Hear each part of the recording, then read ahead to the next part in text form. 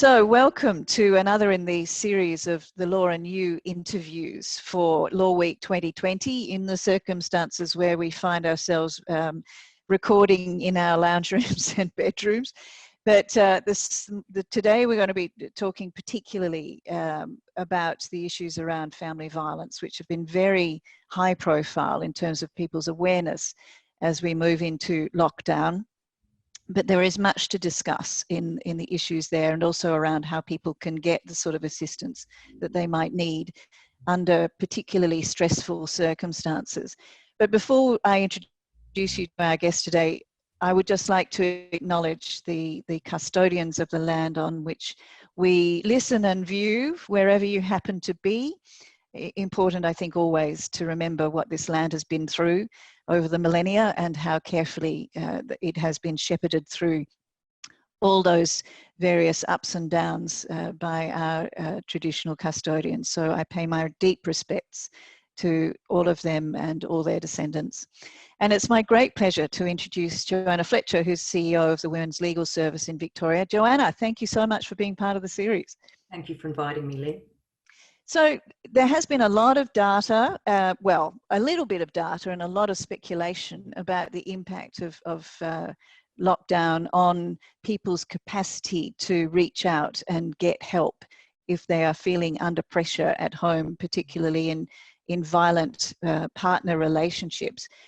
But tell us what you're hearing. What is the Women's Legal Service actually encountering on the ground? Well, what we're hearing is quite different from the global perspective, which suggests quite a significant spike in reports to police and to services.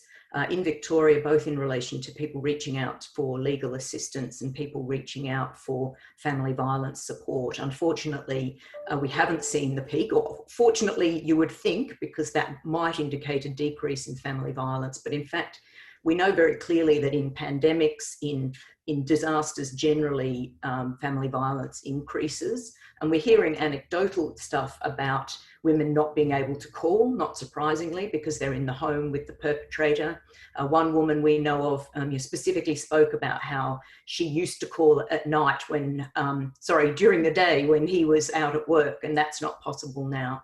And also women are having to be, we think, super vigilant of their own safety and their children's safety because they're in the home. And we know that women are very smart at the way they manage their safety living in violent relationships. So the sense is that they're just focused on immediately keeping themselves safe and are not able to call. So one insight into that I have read about recently, Joanna, is third-party reports. So other people, so friends and other family members outside of the relationship concerned, who are expressing and reporting their worries about this particular circumstance. So is that giving you some sense of what is actually happening, where you're not in a position to hear directly from people involved? That's exactly right, Lynne, and that's happening both for police and for family violence services and legal services. We're getting many more third-party calls, as we call them, so family and friends who are really concerned about someone and just don't know what to do. So what do you do? I mean, it's a really difficult circumstance because, as you've said, the hypervigilance would be utterly exhausting. I think the response, from what we understand of these situations, is often to just tread incredibly warily and not try and trigger any violence or any abuse or any shouting or any upset, and to just try and get through this. But every day must be a marathon. Absolutely, and I think that the way that we're sort of strongly advising women to manage this as best they can, if they need support from family violence service or they need legal advice, is to take advantage of the small things that we can still do when you're out at the supermarket, when you're out at the pharmacy, when you're going for exercise by yourself or with a friend. Take that opportunity to call, and if you don't get assistance on the spot, ask for a call back at a time that you can make yourself safe. We've also noticed various organisations that offer web chat functions, like our colleagues at Victoria Legal Aid, have seen a significant increase in that function being used. And then what action can be taken? I mean, can you get an injunction? I mean, what could you do?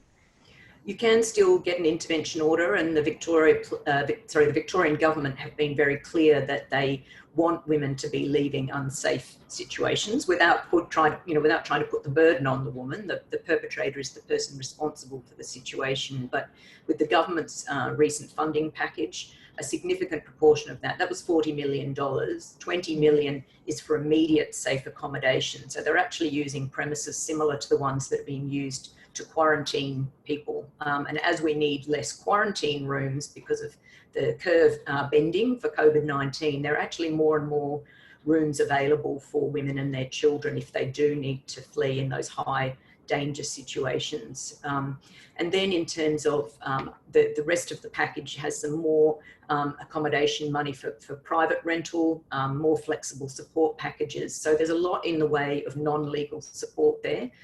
In terms of legal support, as I said, local legal centres are available, Victoria Legal Aid is available, Women's Legal Service is available. And in fact, we already offered a lot of our services remotely anyway, because we're a statewide service wanting to reach women in the regions. We have really strong partnerships with family violence agencies in the region, and we've actually seen an increase in those referrals from regional family violence services. So women seem to be able to access them, whether probably by phone, because a lot of those are operating differently, and we're providing intensive advice and representation to those women.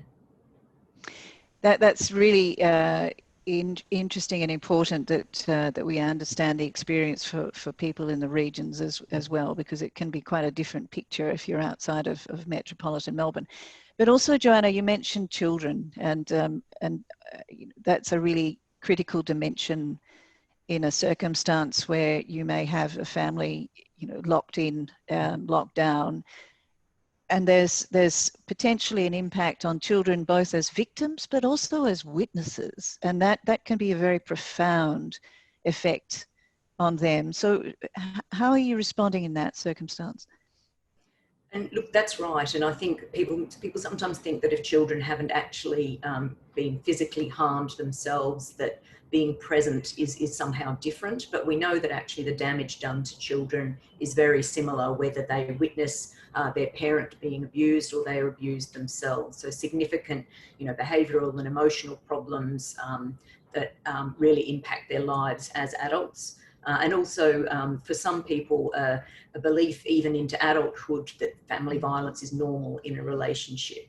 So they're very serious impacts, and I know that the Children's Commissioner has expressed, very significant concern about what's happening for children at the moment. There has been, as you probably know, a spike in calls to the Children's Helpline. So children have been calling themselves, seeking help. And there are certainly, services available to children. The child protection system is operating a bit differently than normal, and there are certainly some concerns that, protective issues for children may be being missed at this point in time.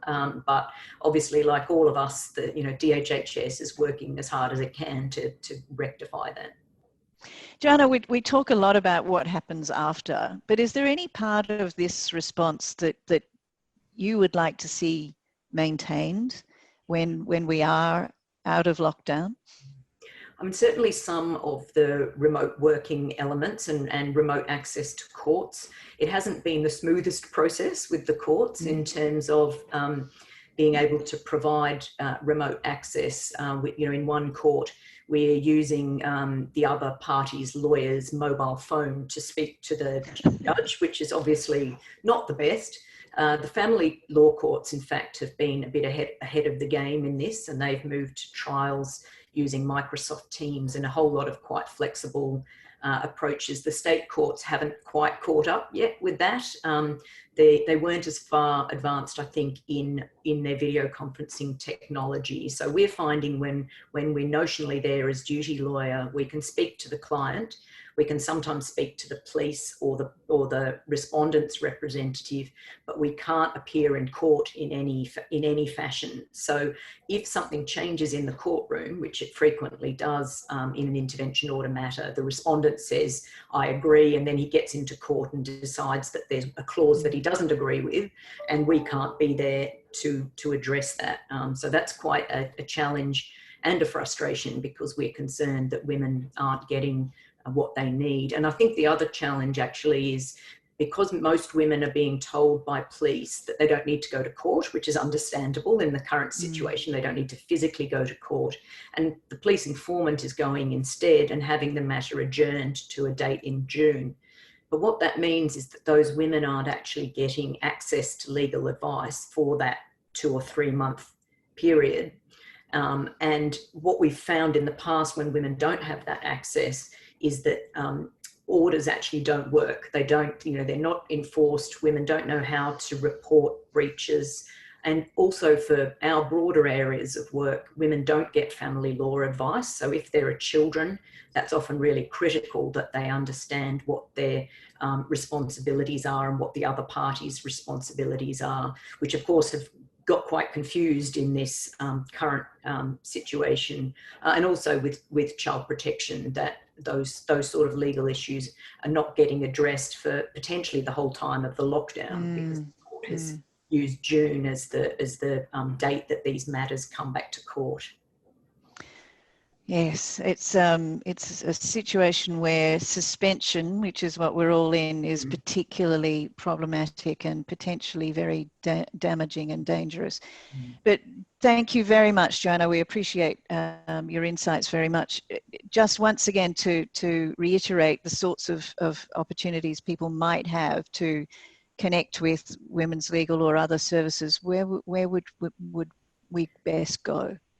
Well, I'm hoping, Lynne, would that be something that we could provide at the end of this webinar? Because there's quite a lot of information and quite a lot of services. So certainly, though, I would like to just highlight that there are services for people experiencing violence and services for people who are using violence or are concerned that they might use violence. And our colleagues at the Men's Referral Service have actually noticed an increase in men calling for help, saying, I'm getting sort of pent up, and I'm worried that I might do something that I regret. And in fact, some of them are referring to the Hannah Clark incident, the death of Hannah Clark and her children, and actually saying, I don't want something like that to happen.